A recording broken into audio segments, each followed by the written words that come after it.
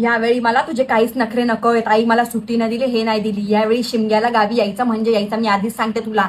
ती पालखी अशी नाचवायची असते, किती मजा येते, किती पोरं असे उत्साही असतात. हा हा ही बॅग काढू का आपल्याला? ही पण बॅग घेऊया गावी जायला, कामाला आहे आपल्याला. स्वेटर पण घाल तू. हा मागच्या वेळी माहिती ना किती थंडी होती.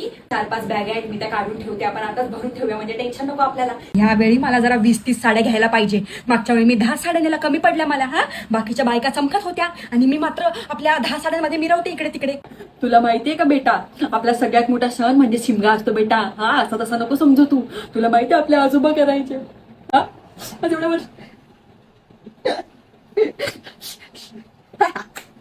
मला आजोबा आपले एवढे हसवायचे ना गावी, अशी पालखी नाचवायचे, गरज नाही त्यांना कोणाची, एकटे नाचवायचे ते. आणि बेटा जेव्हा आपली होळी पेटते ना, तेव्हा सगळे असे डान्स करतात.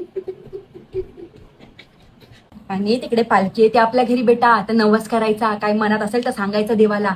हा बोलायचं देवाला, मला चांगली बायको भेटू दे. हा कुठेतरी मी चांगल्या कामधंद्याला लागू दे. इथे उन्हाळ्यावानी फिरत असतो ते नको करू दे मला. हे काय तयारी चालू झाली? हा येतोय 5 दिवसांवर आला ना शिमगा. हा आपल्या दाराशी हाय शिमगा, आपल्या दाराशी. हा ठेवते. 1 महिना आहे तर काय झालं आपल्यासाठी बेटे? 1 महिना म्हणजे 5 दिवस असतात. लगेच असे झटझट दिवस येतात. चला तयारीला लागा, मी माळ्यावरून बागा काढते. हा